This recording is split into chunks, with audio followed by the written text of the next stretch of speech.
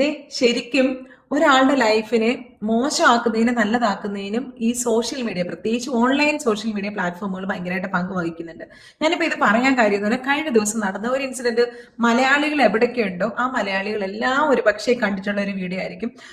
ഒരു husband and വൈഫിന് പറ്റിയ ഒരു അനുഭവം, അവർക്ക് അനുഭവിക്കേണ്ടി വന്ന ഒരു കാര്യം, ഒരു പെൺകുട്ടി അതിന്റെ പേരിൽ എയറിൽ പോകുന്നതും അത് സൈബർ ബുള്ളിങ് നേരിട്ടുകൊണ്ടിരിക്കുന്നതും, ഈ കപ്പിൾസിന്റെ ഒരു അനുഭവമൊക്കെ നമ്മളെല്ലാവരും സോഷ്യൽ മീഡിയ വഴി കണ്ടതാണ് അല്ലെ.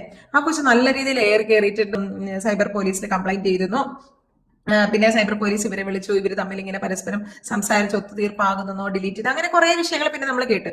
ശരിക്കും ആ വിഷയം അന്ന് അങ്ങനെ അങ്ങ് വിട്ടിരുന്നുണ്ടെങ്കിൽ വേറൊരു വിഷയം ഇതുപോലെ എയറിലാകുമ്പോൾ ഈ കുട്ടി തന്നെ താഴേക്ക് വന്നേനെ. പക്ഷേ അതിന് പകരം ഇവര് ചെയ്തെന്ന് പറഞ്ഞാൽ ഓൺലൈൻ സോഷ്യൽ മീഡിയകളിൽ ഇന്റർവ്യൂകൾ കൊടുത്ത് ഈ കുട്ടി ശരിക്കും എയറിൽ നിന്ന് കുട്ടി ബഹിരാകാശത്തേക്ക് പോയി എന്ന് തന്നെ പറയാൻ പറ്റും. കാരണം എന്ന് പറഞ്ഞാൽ ഈ ഓൺലൈൻ സോഷ്യൽ മീഡിയകൾ നമ്മളെ അപ്രോച്ച് ചെയ്യുന്നത് ശരിക്കും നമ്മൾ നല്ലവരാക്കാനായിട്ടൊന്നുമല്ല. അങ്ങനെ നമുക്ക് തോന്നുന്നുണ്ടോ?